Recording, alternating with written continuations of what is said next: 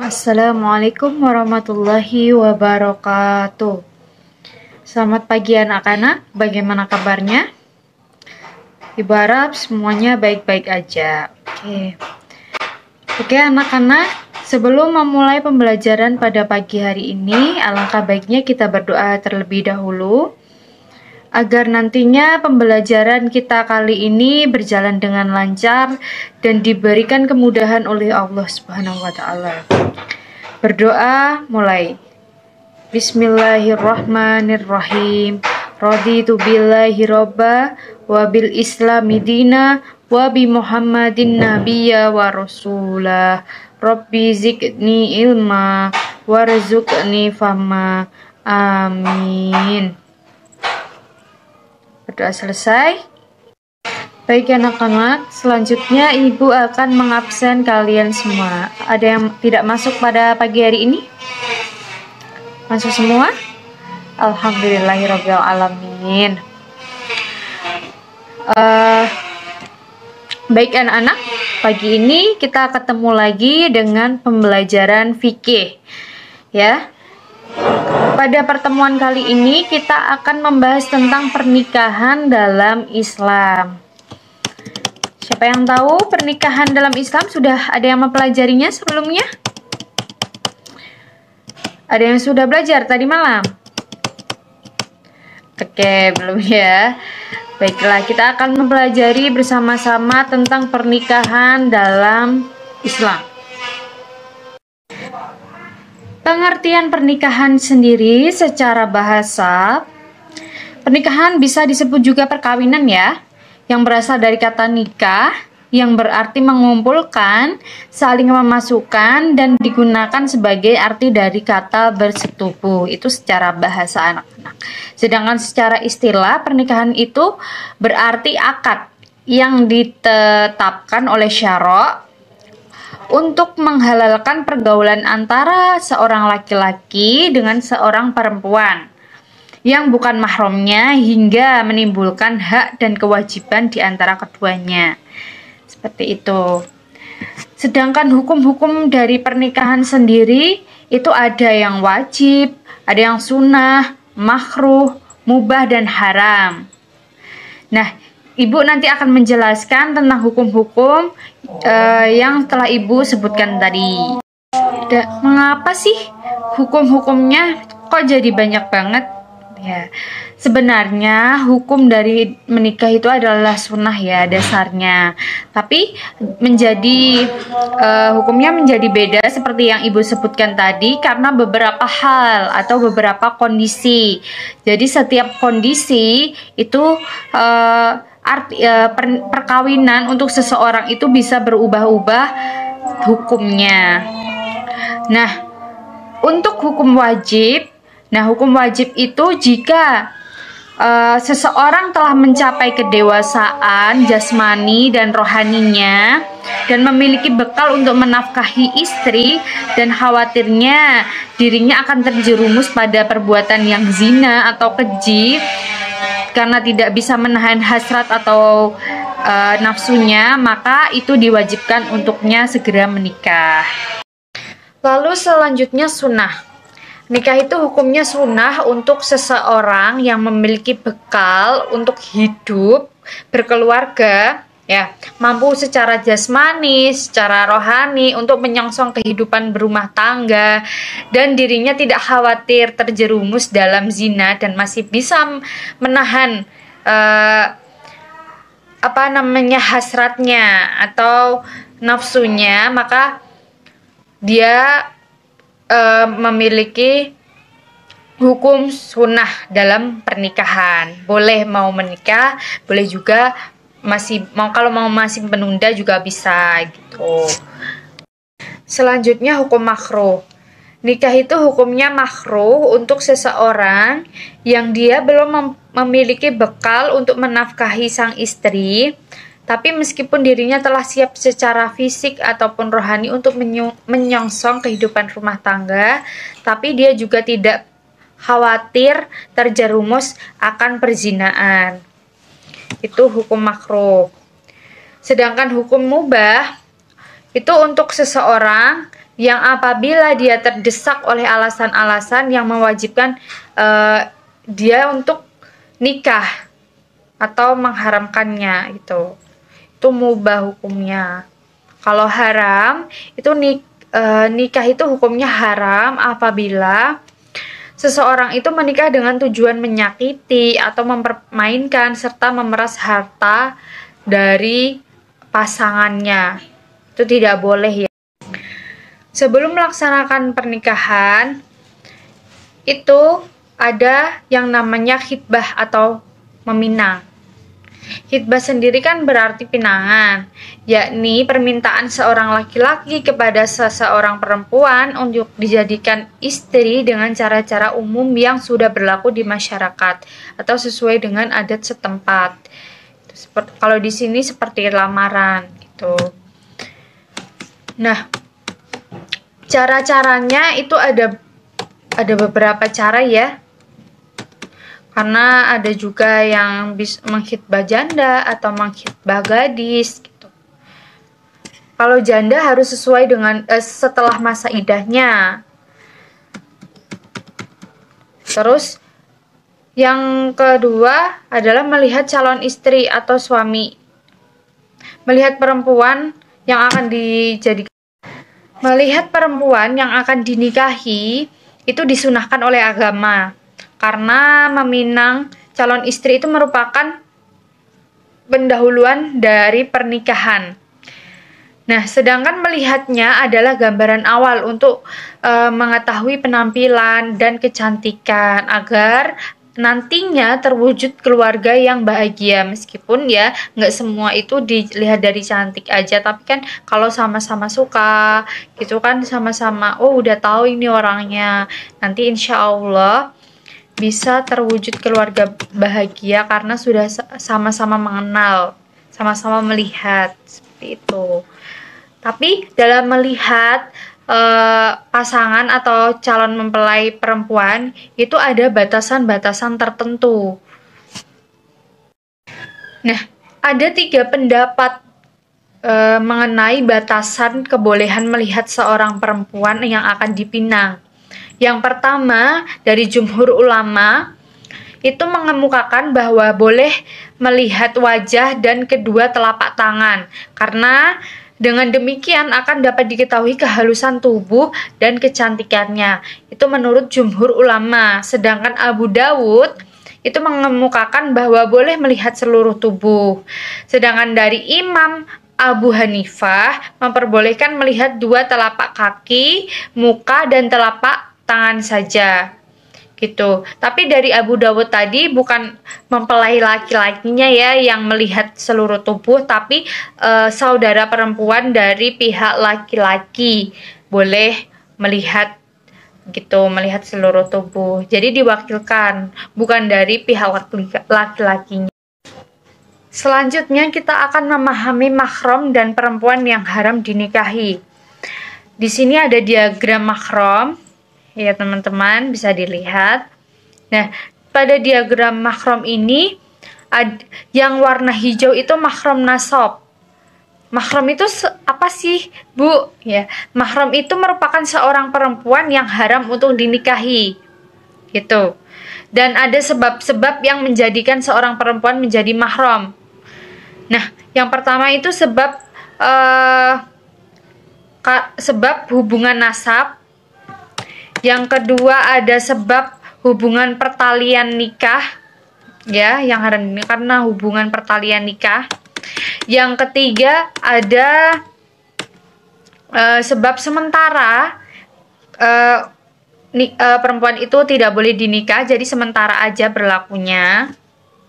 Nah, pada diagram mahram ini yang warna hijau itu mahram nasab, sebab nasab. Ini tidak boleh dinikah, ya. Perhatikan yang hijau itu tidak boleh dinikah. Yang kuning itu juga tidak boleh dinikah karena mahram nikah, karena sebab pertalian nikah. Untuk yang merah ini bukan mahram, jadi bisa dinikah, boleh dinikah. Dan tapi ada keterangan di sini untuk saudari ipar Nah, saudari ipar itu tidak boleh dinikahi bersamaan dengan istri. Itu tidak boleh, itu diharamkan.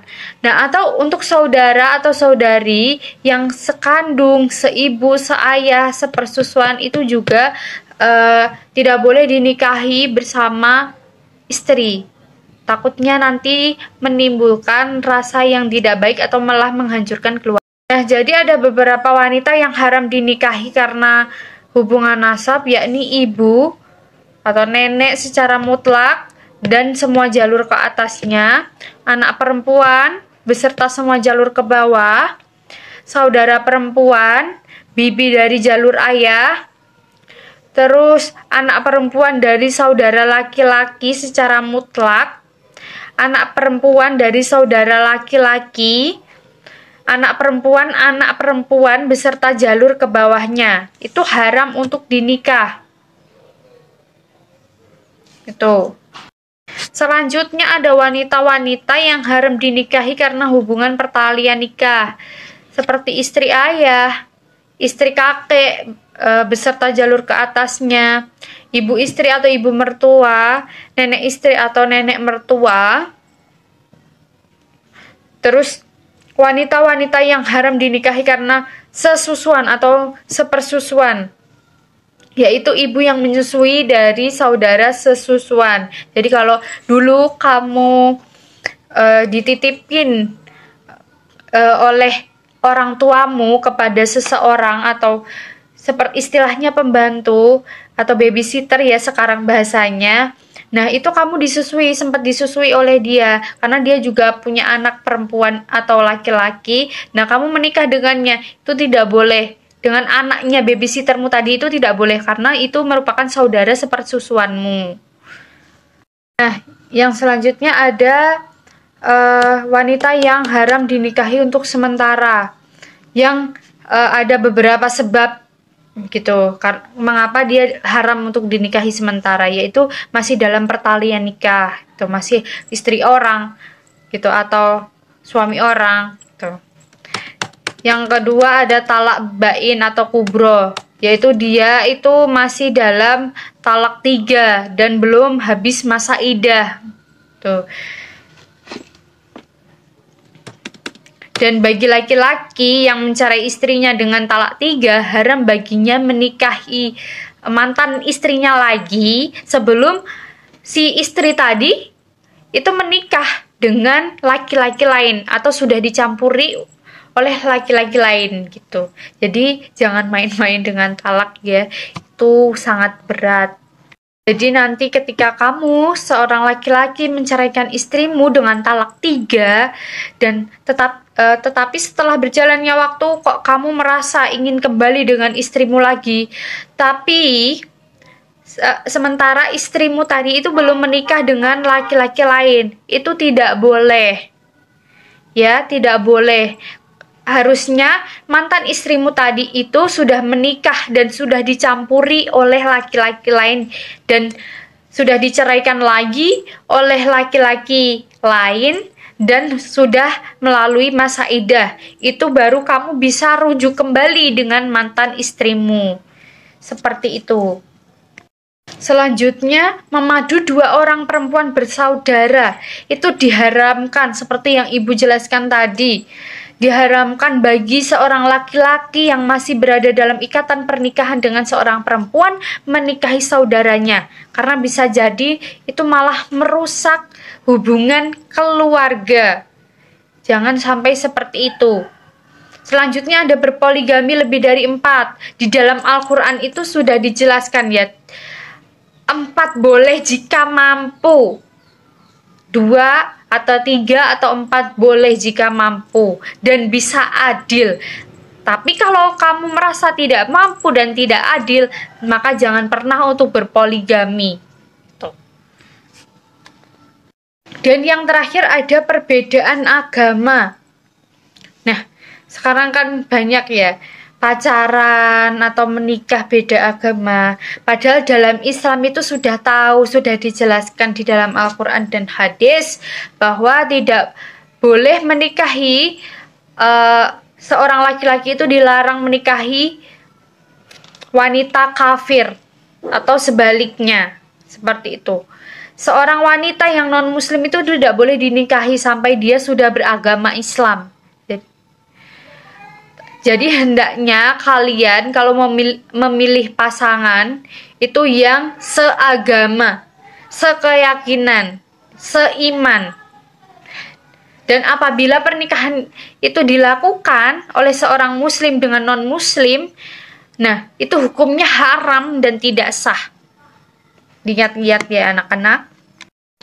Nah, sampai di sini anak-anak. Apakah ada pertanyaan? Tidak ada? Oke, kalau tidak ada, selanjutnya kita akan berpindah pembahasan, yaitu prinsip kafaah dalam pernikahan. Baiklah anak-anak, tadi kan kalian sudah belajar mengenai apa itu pengertian dan hukum dari pernikahan, kemudian persiapan pelaksanaan pernikahan, kemudian memahami mahram dan perempuan yang haram untuk dinikahi.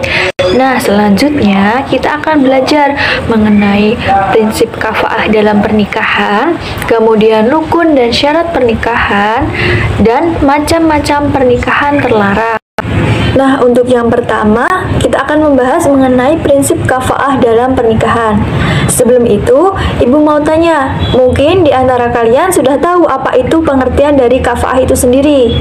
Siapa? Belum ya? Nah, biar Ibu jelaskan, kafaah atau juga bisa disebut dengan kufu, itu berarti kesamaan, kecocokan, dan kesetaraan. Nah, dalam konteks pernikahan sendiri, kafaah itu berarti adanya kesamaan atau kesetaraan antara calon suami dan calon istri, yaitu meliputi dari segi keturunan, kemudian status sosial, agama, maupun harta kekayaan. Nah, hukum dari kafaah itu, kafaah adalah hak perempuan dari walinya. Nah, jadi begini anak-anak, jika seseorang perempuan rela menikah dengan seorang laki-laki yang tidak sekufu, tetapi walinya tidak rela, maka walinya berhak mengajukan gugatan fasya atau batal. Nah, demikian pula sebaliknya, apabila gadis solihah dinikahkan oleh walinya dengan laki-laki yang tidak sekufu dengannya, ia berhak mengajukan gugatan fasya. Nah, kafaah adalah hak bagi seseorang. Karena itu, jika yang berhak rela tanpa adanya kafaah, pernikahan dapat diteruskan. Nah, jadi begitu ya anak-anak, hukum dari kafaah itu sendiri. Nah, setelah itu, Ibu akan menyampaikan mengenai beberapa pendapat tentang hal-hal yang dapat diperhitungkan dalam kafaah. Nah, sebelumnya Ibu mau tanya, mungkin di antara kalian sudah ada yang tahu apa saja hal-hal yang perlu diperhitungkan dalam kafaah itu? Ya, Faris? Nah, benar yang dikatakan oleh Faris, yaitu dari segi nasab atau keturunan. Nah, ada juga dari segi kemerdekaan, kemudian ketaatan dalam agama, kemudian pangkat pekerjaan atau profesi, dan kekayaannya. Selanjutnya kita akan belajar mengenai rukun dan syarat dalam pernikahan. Nah, siapa yang tahu pengertian dari rukun itu sendiri? Nah, apa Tasya? Ya, benar. Rukun yaitu sesuatu yang mesti ada yang menentukan sah atau tidaknya suatu pekerjaan, atau dalam hal ini adalah pernikahan, dan sesuatu yang termasuk dalam rangkaian pernikahan itu. Ada yang tahu rukun nikah itu apa saja? Iya, benar. Mempelai laki-laki atau calon suami. Nah, kemudian mempelai wanita atau calon istri. Benar. Terus kemudian ada wali, kemudian ada 2 orang saksi, dan yang terakhir adalah ijab kabul. Sudah paham semuanya ya? Nah, anak-anak, setelah kita mengetahui apa saja rukun dalam pernikahan, selanjutnya kita akan belajar mengenai syarat dalam pernikahan. Untuk yang pertama, syarat mempelai laki-laki atau calon suami. Yang pertama, ada yang tahu syaratnya apa? Iya, Alif, benar. Syarat yang pertama adalah beragama Islam. Kemudian yang kedua, bukan mahram dari calon istrinya. Kemudian yang ketiga adalah tidak terpaksa, akan tetapi atas kemauannya sendiri. Dan syarat yang keempat adalah orangnya tertentu, jelas orangnya. Dan yang terakhir adalah tidak sedang ihram. Nah, kemudian yang kedua adalah syarat mempelai wanita atau calon istri. Nah, untuk syaratnya ini kurang lebih sama ya anak-anak dengan calon mempelai laki-laki tadi. Yang pertama adalah beragama Islam, kemudian tidak ada halangan syarak, yaitu tidak bersuami, bukan mahram, tidak sedang masa iddah, kemudian merdeka dan atas kemauannya sendiri. Yang keempat adalah jelas orangnya, dan yang kelima adalah tidak sedang ihram. Kemudian yang ketiga adalah syarat-syarat wali. Nah, yang pertama syaratnya adalah laki-laki, kemudian balik, berakal, tidak dipaksa, adil, dan tidak sedang ihram. Kemudian yang keempat adalah syarat-syarat saksi. Nah, yang pertama adalah laki-laki. Ada yang tahu minimal saksi itu ada berapa? Ya, Dewi, berapa? Iya, benar. Minimal adalah 2 orang. Nah, kemudian adalah yang kedua dewasa atau balik, kemudian berakal, merdeka. Dan yang ketiga adil. Yang keempat tidak sedang ihram, dan yang terakhir adalah memahami bahasa yang dipergunakan untuk ijab qabul. Nah, selanjutnya mengenai syarat-syarat ijab qabul. Yang pertama adanya ijab. Apa itu artinya ijab? Siapa yang tahu? Iya, benar Lukman, yaitu pernyataan mengawinkan dari pihak wali. Nah, kemudian yang kedua adalah qabul, yang berarti pernyataan penerimaan dari calon suami. Nah, kemudian yang ketiga memakai kata-kata nikah, taswij, atau terjemahannya seperti kawin. Nah, yang keempat adalah antara ijab dan qabul bersambungan, tidak boleh putus. Nah, yang kelima, antara ijab dan qabul jelas maksudnya. Kemudian yang keenam, orang yang terkait ijab dan qabul tidak sedang dalam keadaan haji dan umroh. Nah, untuk syarat yang terakhir yaitu dalam majelis ijab dan qabul itu harus dihadiri minimal adalah 4 orang. Nah, 4 orang ini meliputi siapa saja? Ada yang tahu? Ya, Mbak Ratna, siapa saja? Ya, benar. 4 orang ini meliputi calon mempelai laki-laki atau wakilnya, kemudian wali dari calon mempelai wanita atau wakilnya, kemudian 2 orang saksi. Nah, selanjutnya kita akan belajar mengenai macam-macam pernikahan yang terlarang. Nah, apa saja sih macam-macam nikah yang terlarang itu? Nah, anak-anak, untuk pernikahan yang terlarang pertama adalah ada nikah mut'ah. Nah, nikah mut'ah ini adalah nikah yang dilakukan oleh seseorang dengan tujuan hanya bersenang-senang untuk sementara waktu. Nah, kemudian yang kedua ada nikah sigar. Nikah sigar adalah seorang perempuan yang dinikahkan walinya dengan laki-laki lain tanpa mahar. Nah, dengan perjanjian bahwa laki-laki itu akan menikahkan wali perempuan tersebut dengan wanita yang berada di bawah perwaliannya. Nah, untuk nikah terlarang yang selanjutnya adalah ada nikah tahlil.